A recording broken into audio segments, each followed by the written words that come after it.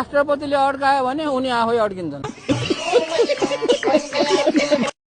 अध्यादेशको बाटो छँदा किन 4 महिना खेर फाल्ने? अध्यादेशबाट काम गर्नै पर्छ। अध्यादेश नल्याएसम्म यिनीहरूले अगाडि बढ्न दिँदैन। अध्यादेश भनेको अति आवश्यक नगरी नहुने कामलाई अलि छिटो गर्न खोजा हो।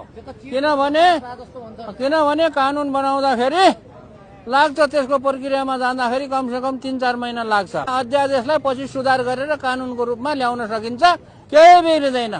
कसैले अध्यादेश ल्यायो भनेर डराउनु पर्दैन, मूर्छा पर्नु पर्दैन। समय नभएपछि झ्यालबाट निस्किनु पर्छ। समय चाहियो। अब असार महिनाभित्रमा केही काम गर्नुलाई रोकेको छ भने झ्यालबाट छिरेर पनि काम गर्नुपर्छ। बहुमतले होइन के, प्रक्रियामा लैजाँदाखेरि हरेक प्रक्रिया पुरा गर्दाखेरि अब नगरी नहुने कुरा ल्याउने हो। अलि पछि गरेको कुरालाई पछि गरे हुन्छ। मेरै अध्यादेश पनि आएको छैन, आउँछ, केही न केही आउँछ, केही न केही आउँछ। अध्यादेश ल्याउने गर्नै पर्छ, गर्ने हो।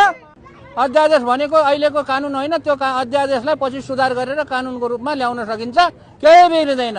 कसैले अध्यादेश ल्यायो भनेर डराउनु पर्दैन, मूर्छा पर्नु पर्दैन। त्यो 182 जनालाई प्रक्रियामा जाँदाखेरि 4 महिना लाग्छ भने मैले अध्यादेशको बाटो छँदा किन 4 महिना खेर फाल्ने? अरू कुरा नसोध, किताब बेच्ने कुरा सोध। अरू कुरा सोधेर फाइदा छैन।